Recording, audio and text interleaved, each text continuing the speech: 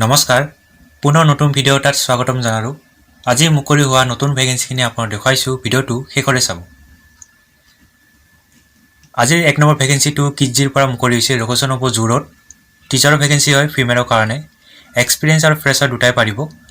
Contact number দিয়া আছে, যোগাযোগ কৰি ল'ব। 2 নম্বৰটো শ্যাম ষ্টীলৰ পৰা মুকলি হৈছে, পোষ্ট হৈছে টেকনিকেল চেলছ অফিচাৰ, লোকেশ্যন হ'ব মৰিগাঁও আৰু নগাঁও। ইয়াতে মেইল দিয়া আছে, এপ্লাই কৰি ল'ব। লাষ্ট ডেটটো হ'ব 30 মাৰ্চ।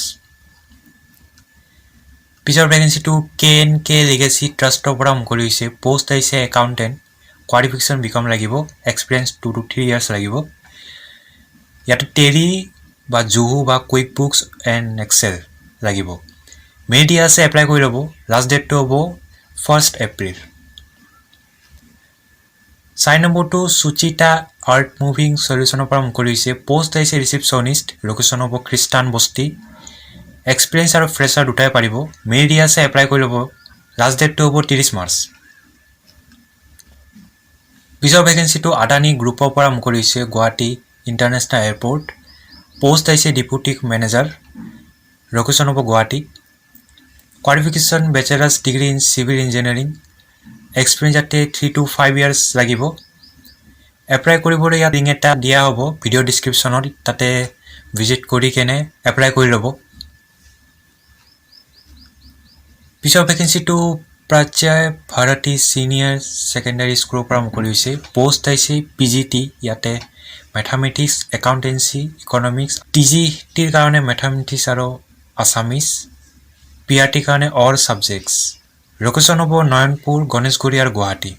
মেইল দিয়া আছে, এপ্লাই কৰি ল'ব। লাষ্ট ডেটটো হ'ব 30 মাৰ্চ।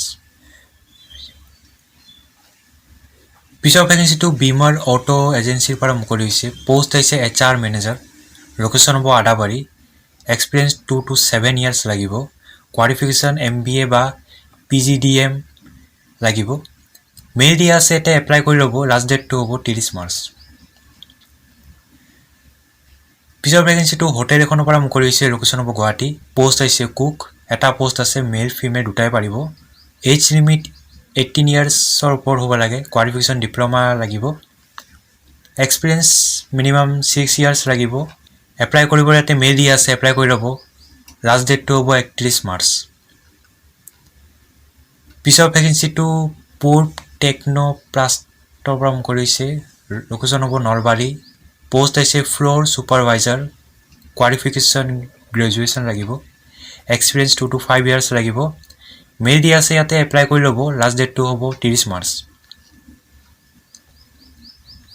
পিছৰ ভেকেঞ্চিটো NRDS মেনেজমেণ্ট প্ৰাইভেট লিমিটেডৰ পৰা মুকলি হৈছে, পোষ্টটো হ'ব state project manager, qualification graduate লাগিব কমাৰ্চত, এক্সপিৰিয়েঞ্চ 3 ইয়াৰ্ছ লাগিব, ফাইনেন্স বা একাউণ্টছত।